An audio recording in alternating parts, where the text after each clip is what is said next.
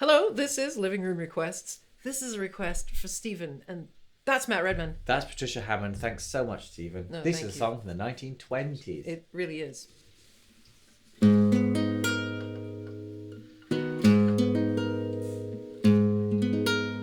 King David was a sorrowful man. No cause for his sorrow had he, and he called for the music of 100 harps to ease his melancholy.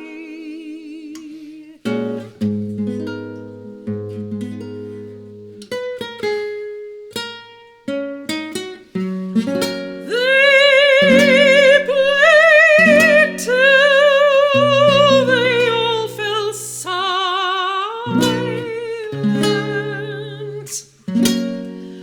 Played and played sweet did they, but the sorrow that haunted the heart of King David they could not charm away.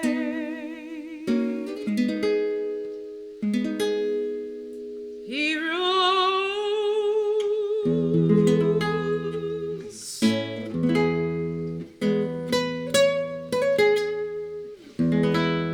and in his garden walked by the moon alone.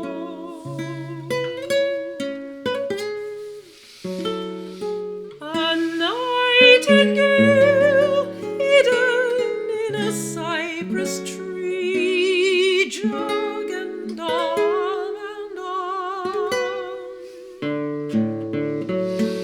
King David lifted his sad eyes into the dark bowed tree.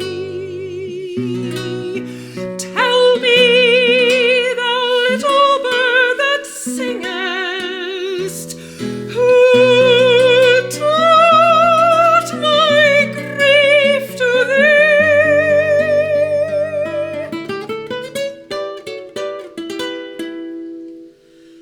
But the bird in no wise heeded.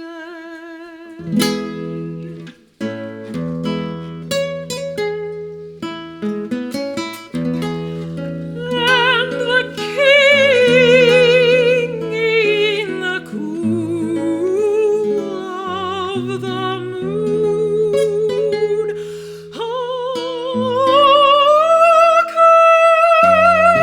to the nightingale's sorrowfulness, till all his own was gone.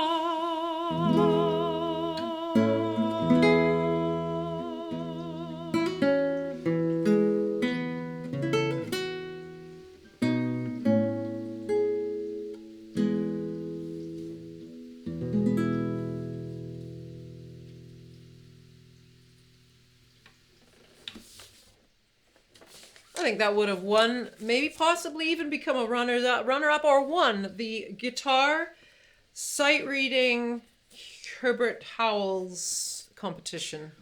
Well, Which what happens Patricia every year. drew my attention to is that what Patricia drew my attention to, and Not what, written for the guitar, what you may have noticed, dear listener and viewer, is that dear listener.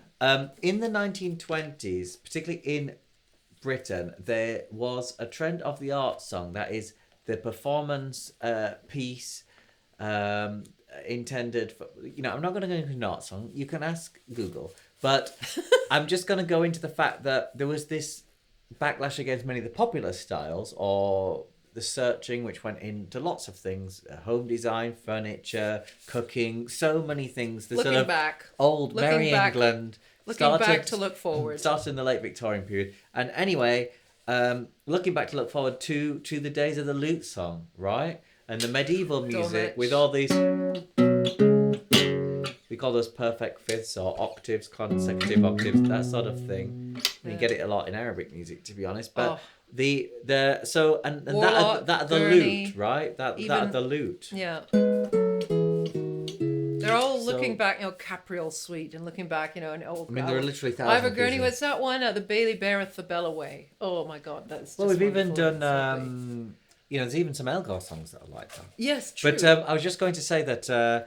So we took the opportunity to actually take it away from that grandiose piano, multiple voice writing, and take it to, how would it actually be if it was more of a lute song? And also paint those harps, of course, of King David, his famous harps by... I hope that came across as the loudest, most harp-like... Music of 100 harps. That, he did it. He did it. Music of 100 harps. Well, we had another song. It was Bruce Springsteen. It talked about, give me 1,000. I want 1,000 guitars. I want pounding drums. Tried. Well, we got 100 harps now. But I love Walter de la Mare's poetry a lot and always have. And actually, thank you so much, Stephen. I don't know if I'm right, but Stephen's very interesting because Stephen really likes folk music and he's requested a lot of wonderful folk songs, like folk music, folk revival, folk 70s, folk ancient, all sorts of folk that he's requested. Well, this is a folk song, right? This is a British, I guess you could call it British art song. But I mean, but what I meant Judy is Collins did a version. It's a folk song. Later, well, it falls into the folk song genre for that reason that Patricia just said. Okay, well, that's interesting. Well, a lot of things could be classified as folk songs then, but that would be interesting. As we found, yeah. I just found it really interesting that I didn't know, but I looked around. Not that I listened to recordings in order to learn a song. We have to sometimes. I just was curious as to who had recorded that, and it turned out that Judy Collins did a version with string quartet or something. I mean, rather different from her usual output, but very intriguing. It made me sort of start to wonder, how would Judy Collins, perform this piece by... And it makes you wonder... by Quilter.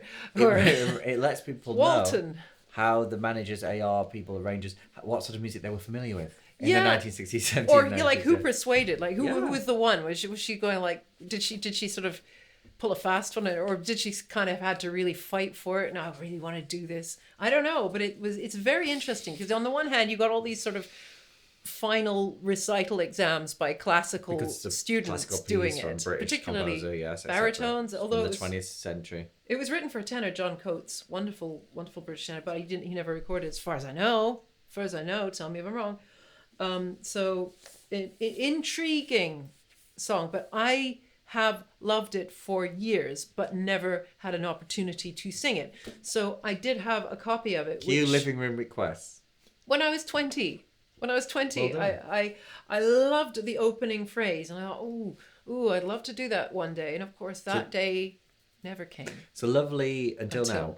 I love the word shape. Sorrow, man, it's very nice. It is so amazing. It's great word painting, but I love it. Accompaniment. I'm sorry, but the opening phrase. I mean, Walter de la Mare and I can get together. Walt and I, and we can chat about this. But if you're a king, and you have no cause for sorrow, it's probably inaccurate because, especially in those days, kings, they got up to a lot of stuff. There were things that happened. Wars, deaths, levies of terrible taxes. I mean, if you were a king, you were opulent. You can't be opulent. Even today, you can't be opulent without oppressing someone. So I don't know about no cause for his sorrow had he. Maybe he suspected. I don't know. Answers in the comments. Yeah, you can talk about King David, but please don't, because no, please talk do. about it only talk about anything. in that sense, and nothing related to anything else. But while we've still got you, please go to patriciahammond.com/request to make your own request, or click the link in the description. It can be classical, it can be folk, a jazz song, or if it's just a song that you've heard on the radio or somebody else's playlist within the last 10 years, but it sounds melodic, or it sounds like something you'd like Patricia's voice, then we'll give it a go. Let's just take a nice thumbnail. Oh, the thumbnail. Yes, in royal purple. This is by Joanne Plum Knitwear on the south bank of the Thames. Very high quality. Knits them in her own shop. Okay, and we'll leave it there. Very long cardigan weather is what it is. It has pockets. Unfortunately, yeah. It has pockets. Thank you so Thank much you for so much, watching us. Stephen. It was our pleasure to play that. No, really nice. All, Well all done. challenges musically. Yes, 6 flats and then See 4 you sharps. see you for another one soon. Bye bye.